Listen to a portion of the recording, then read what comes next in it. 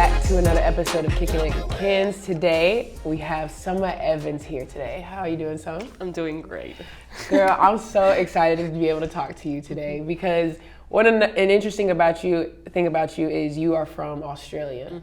So talk about that a little bit on growing up in Australia and playing basketball. What was your journey to basketball? Well, my family's heavily involved in basketball. So my mom was a professional basketball player, and my dad was always in sports. Especially he was a professional weightlifter, and then he was a PT. So he was always in that area with NBL teams as well. But I guess I've just kind of always been. I've just always been like directed towards basketball because my whole family has just been brought up, has been surrounded by it, and I have five siblings. I have 5 siblings, and all of them play basketball. So I guess it was just a thing that it's just what we do and what we were known for. So in Australia, it was just something that I don't know. My family has just always had pride on, and we all love it and enjoy it, and yeah. Transitioning from the U.S. to Australia, what's the game like? What's the differences in the game? Is there a difference? In college, I found that girls are more rely on athletic ability, whereas in Australia, I think more so IQ standpoint. It's much more of a transition game as well. But here in America, I found it's a lot more athletic, which is fun. Like I love it, like competing against each other, and like especially with the rebounding, with the running down the floor, with who's stronger, like that kind of stuff. I find that a lot different. But and I feel like in the US, it's a lot more who's got the more fancier skills and like who got the footwork and everything like that. But yeah, so that's one of the biggest things. So you. Hold up before you ask your next question, kids. I'm going to adjust camera 3. Oh, you good? I was waiting for you to get there. All right. You want me to start over with my first question? Oh, no. Okay. Just pick up right there. All right, gotcha. In just a sec. Gotcha. Just let me know when.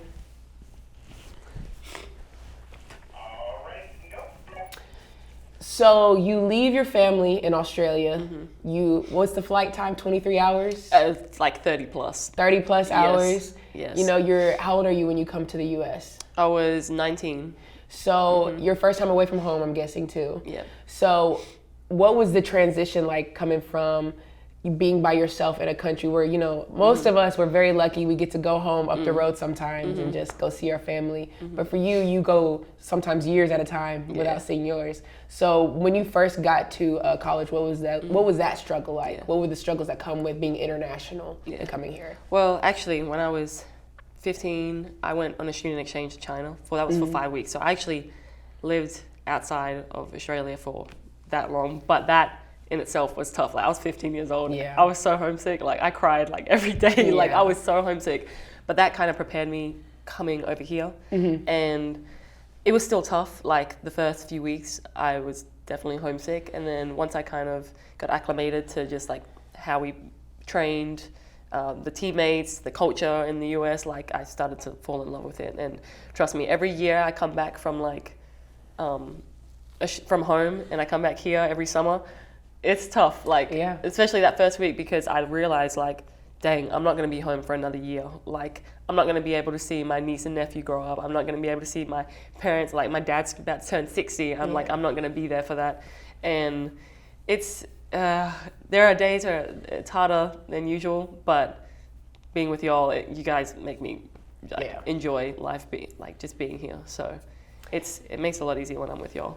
When you're international, you don't get the privilege of playing AAU and being scouted by college coaches like some of us do. You know, we all play the travel ball, we do high school ball, and you know, we have the college coaches that we want to play for in the country already. So what was the recruiting process like for you? How do you go about that when you are international and you're trying to come to a whole different country to play a sport? Yeah, well, we have just like in AAU, we have tournaments, and ours is more so we represent our own town or city, and like I represented Kenz, and then you get selected for each like level. So you get represented for your hometown, and you get you represent your state, and then you represent Australia if you go above that.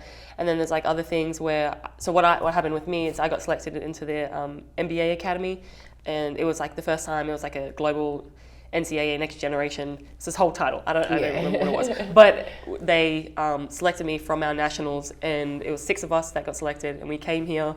We played during the Final Four in 2019, and I think that was in Tampa, and we played in front of like, there was 300 college coaches, and it was crazy. Like it was so much hype, but it was so much fun, and like that's where the college coaches saw me, and then they reached out from there, and that's how that's how I... So you go to UNF your freshman year, and talk to me about like your first time over here for an extent amount of time away from your family, and you know you're experiencing college. Like I'm sure schooling is a little bit different than Australia. So what was that like your freshman year coming into UNF? It wasn't too bad. I know that people say that education back in Australia is harder than here, and I mean like like it wasn't too bad. I didn't find school that like hard, and I still don't. It comes pretty naturally to me. But going to UNF, because that was my first 2 years, I wasn't able to go home for the first 2 years because of COVID, and how expensive the flights are. Like there, it's over like a 10 grand trip during COVID because of just the regulations and everything. But it wasn't too bad. Like I found it pretty easy. I settled in pretty quickly. And with the help of like my teammates, it was pretty easy. Yeah. So now you're a freshman at UNF. You're playing a lot. One thing that sticks out to me about your game that I love is your rebounding ability, which is not common for guards to rebound as much as you do.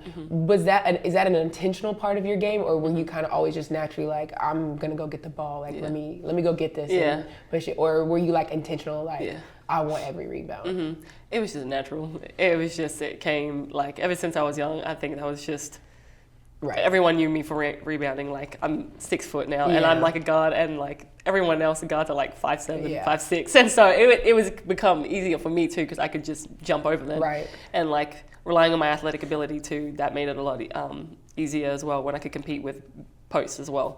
So it's always been just a natural thing I've had, and I love rebounding. Like it's so fun jumping over people and getting the ball. Like I love to dive on balls and stuff like that. But So some of your best games at UNF were against Kennesaw State. Was it really? Yeah. Some of your best games were against Kennesaw State. No way. So I have a question. Do you remember playing against Stacy at all? What was that like playing against our teammate, our future teammate? So freshman year, that we were told. So Stacy was a freshman. We're both the same year, and I heard that she could dunk. And someone said that she could dunk a whole like basketball, and like I don't know who started that rumor, but someone in my team said that, and I was like, oh. Frick, we're gonna have to really box her out or whatever. But I remember seeing her, she did something like, I don't know, she just got this rebound and she just went up, and I was just like, holy, that girl can jump. Like she was just athletic as, I don't know if I can swear, but like she was just athletic. She was, my God. But I just remember her being a really like competitor and jumping everywhere, and no one could like box her out. Right. And you're happy she's our teammate. Oh now. Yeah, 100%. 1,000,000%. Hated playing against her. Hated playing against her. I hated, but because also Stacey and I weren't really the same positions because she was a 4 and I was like the guard at the time, so I didn't really get to guard her that much. Yeah. But it's funny you said that because I do not remember having good games against Kennesaw. No, you had like your highest rebounding game, and you're like, the following year, your sophomore year, you had your like I think most points you had that year were against Kennesaw. No way. Yeah. Okay. It was you had a great game against Kennesaw every time you played. That's good to know. That's good to know. I mean, I know this. I'll make sure to tell Stacey. I'll make sure to tell Stacey. I'll make sure. I'm gonna tell her too. She can't guard me.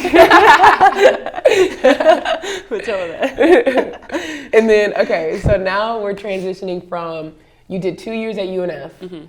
Now you hit the transfer portal and you decide, it's time for me to leave. Yeah. For you being international, you can't like just go home and like, let me go talk to my parents. Let's decide together what's my next move. You're in a country by yourself.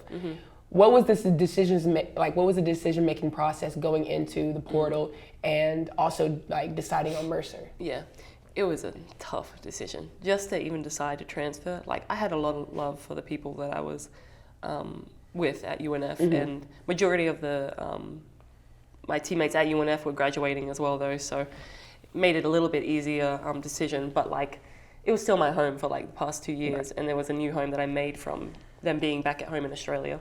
But that decision when I decided to transfer, and I went into the transfer portal, and then like it was just so overwhelming because the amount of like college coaches that come in like that, like it was just I didn't know what it was like. I didn't really have many people that I could kind of talk to about it. But once that started happening, and I was talking to Mercer, I knew also Coach Dilo, who was the assistant coach from last year, and he's now at FAU, but he used to coach at UNF, so I kind of had a connection between Mercer, and I already was I was ready to do my research on like Coach Gardner and just seeing who what could like fit and everything, and like I just fell in love with the program, and like it only took me a week to decide to commit. And when I came on the official visit, and I just did one official visit, I was like, nah, I'm good. I know I'm set. So you didn't go to any other? I didn't. I was talking to others, and we were planning. We did other visits, but I was like, nah, I'm just gonna commit. Right. And the biggest part was it was really hard that my parents weren't here because it was just me that just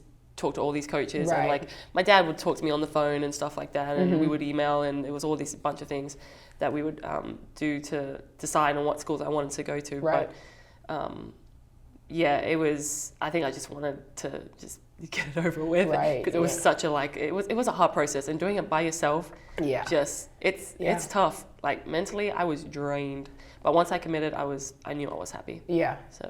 So you go is UNF in the ASUN conference? So what's the difference between, like, do you feel like you're in between ASUN and SoCon?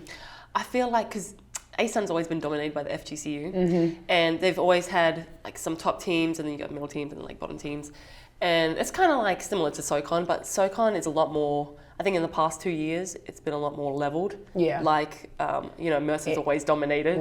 So we've especially the women's program, but like the past 2 years, anybody could win. The situation. And I kind of like that though, because like you don't know what's going to happen, and then it's just I liked being surprised, or I like just always being on your toes. But I think that's one of the biggest things, and also a lot of versatility in the SoCon, especially with like the 4 spots and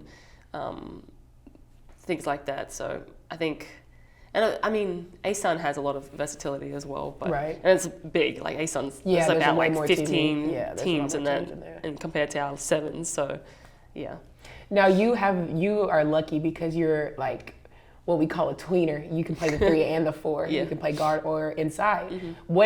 Which one do you prefer? Do you like the 3 or the 4 better? The 3. I do. I do. Like, I mean, the 4, I can still be on the perimeter, and like I'll do that. But I just, as a guard, I feel so much more free. Lance. I don't know. It's just, I love trying to create and seeing what I have, and then like I can drive. And if I wanted to post, I could post. But if I want to shoot, I can shoot. So, really, and then going against smaller guys than me, then I can go in and rebound. It's nice being. It is. It's nice. It's nice. It's real nice. But so I like that, and like posting up's fun and stuff like that. But I definitely prefer guard play. So in your junior year, you come to Mercer and you play. You start 22 out of the 24 games. Did you have just a good feeling about like when you first got here about your playing time, like coaching, like the trust that coaches obviously have in you? Like we can see it on the court still to this day. Like coach trusts you and has so much confidence in you. Like your junior year, what was that like going into that and like being able to just play your game really? No, it was very different to a coach I've ever had, Coach Gardner, because like at UNF, had my reasons, I didn't feel like I was valued enough.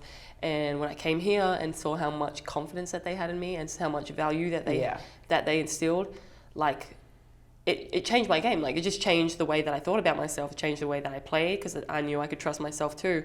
And it did take me a little bit to get into the groove of things and what I wanted to be known for on the court. And like, obviously my mindset had to shift from I don't have to impact just offensively, I can impact defensively. And so over time during the season, I was like, okay, I'm gonna just focus on defense. I'm gonna try and be the best defensive player in the conference, which I got, and I was very proud of myself because I wanted that at the beginning of the season in the summer, and I was like, I want to get defensive player of the year, and then I got it. So that was the biggest thing about being able to just like have coaches that knew that I could do that, right, and like trusting me in doing that, and like helping me to get there, and like just the result of it just shows what kind of program that this is. So.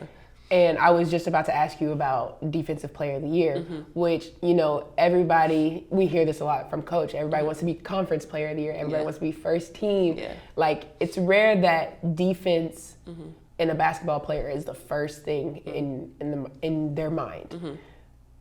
It's so interesting to me. And obviously, you got Defensive Player of the Year. You did what you wanted to do.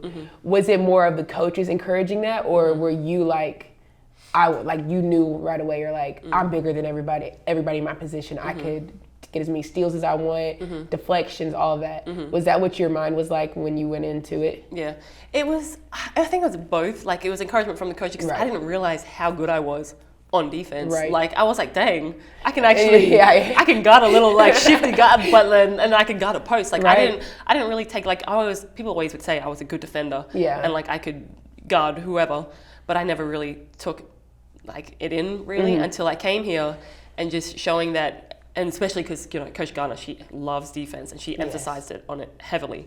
So we talked about it a lot, about how I could like really impact the game, and like knowing like, dang, I could guard whoever I wanted to, and then so just knowing that, and I'll be like, okay, let's do this, and then Coach Dealer was a big part of that too. So he helped me get to where I was, and Coach Kenz as well. So, but yeah, Coach Garner, she instilled a lot of trust.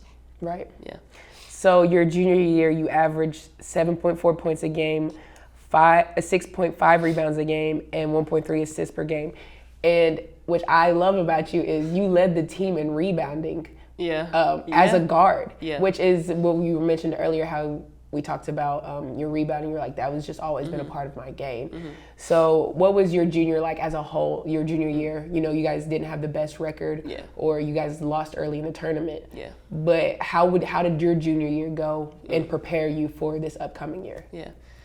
I'll say, so junior year, knowing the expectations that Mercer has on on winning, I knew what it took, but I don't know the feeling of actually winning in a SoCon conference. So it was a tough year last year, and like I learned a lot about myself, a lot about my teammates, a lot about the coaches, and like that kind of helped knowing what they needed from me, and over the season last year, and then coming into this season, losing some of our big offensive players especially. So I kind of knew what I wanted to get better on. So obviously defense was something that I was already pretty good at.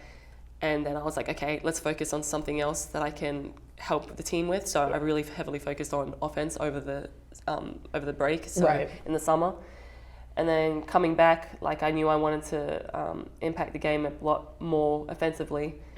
And I talked to Coach Garner about this, but just also understanding that's not just the way that I have to impact the game. It's not offensively. Like, no, but it does help. It does help. It does help. It helps when you go 7 for 7 from the 3-point line. Yeah, that's exactly right. So like, I mean, I ain't complaining, but I'm not gonna complain. But I'm still trying to like find my rhythm back, because I've been out for, I was out. I missed the first 15 games of the season, so I've only had 7 games back, and I'm still trying to find like a balance between like I need to not let someone score on me and be able to go down on the other court and score. So like it's just it's an adjustment still, and just knowing that I've got teammates that trust me and my coaches too. So that's the biggest help for me. And you just mentioned how you missed the first 15 games of this most recent year, and you're coming off an injury from a knee injury.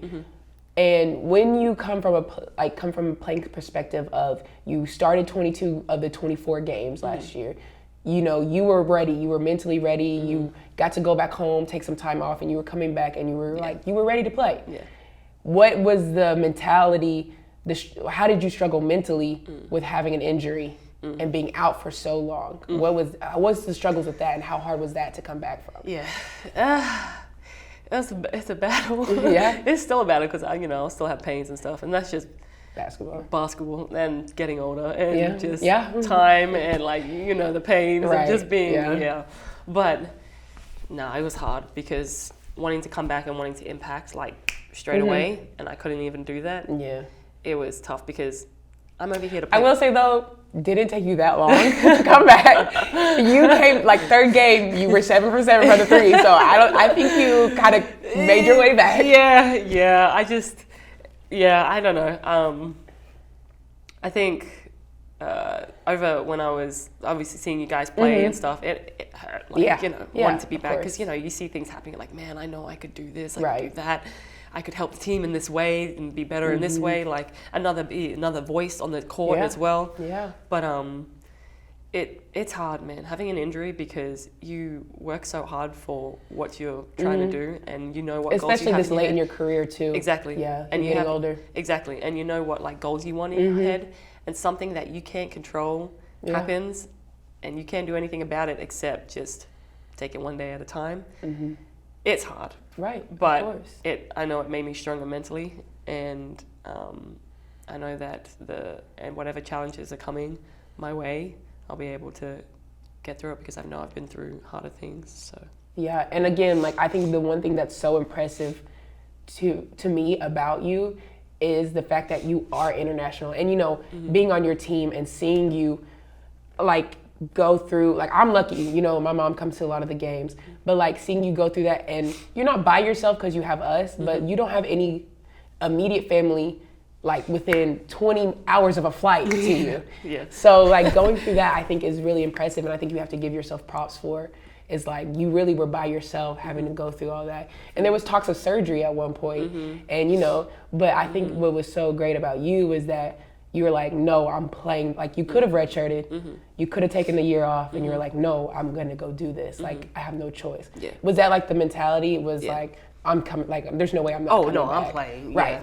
Yeah. There was we didn't know and certainly what the injury was, and then knowing what I could do for the knee, and what we were still trying to figure out what I could do for the knee because I wanted the best option possible so I could play in the long run as well. Yeah. And thankfully, Coach Gardner found a way, and I'm really grateful for what her and I know Sybil Larlock as well. They helped me a lot with this. Yeah. So that whole thing, I can't remember the question. What was the question? I blanked. It's okay. I went in and then I just went in another direction.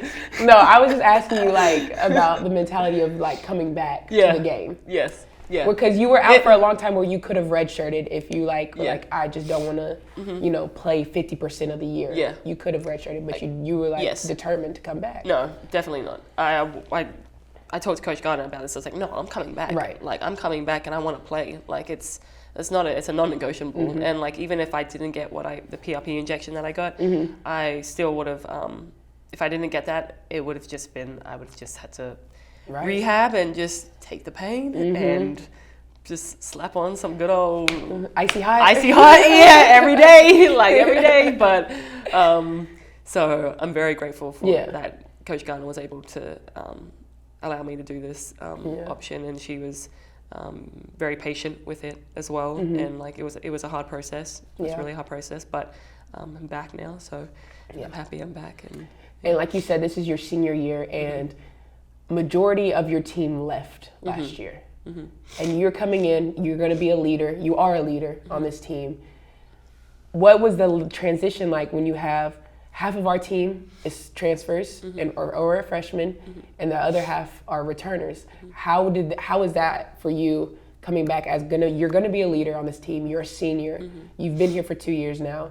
What was that process like, having new players come in like that?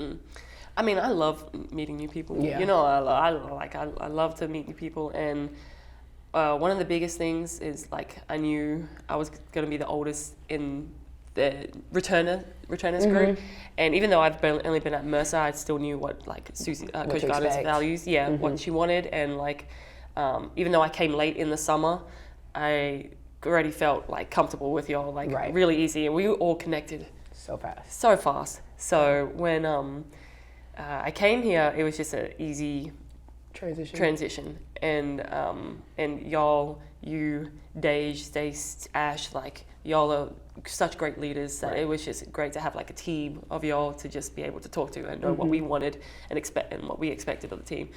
But I also like trying to understand what I wanted, how I wanted to be as a leader. I like took things that I've known from other players that I've played with. So at UNF and from last year, like Maury and Britt and what they like kind of did in order to keep the team together and what they would say. And I just kind of kept that in my mind of like how I could deal with a situation, and I would be like, oh, what would they do right now? Or like, what would they say? And so that just, you know, taking the things that they did as leaders and implementing it into our team this year that's how I kind of roll through. Yeah. Well, one last question. If I was an international athlete and I wanted to play college basketball, what would you tell me? What did I tell you? What was some word of advice? Great question. What would you tell? What would you prepare me for? What would you like? You need to do this. Don't do this. What would you do? If you're gonna live in the South, your accent is gonna change. When I tell y'all my accent has, like, I'm saying y'all. I'm from the South. I've never said y'all. Never said y'all. Never. But ever since, no, your accent will change. That's okay, because I love it. I love the Southern accent.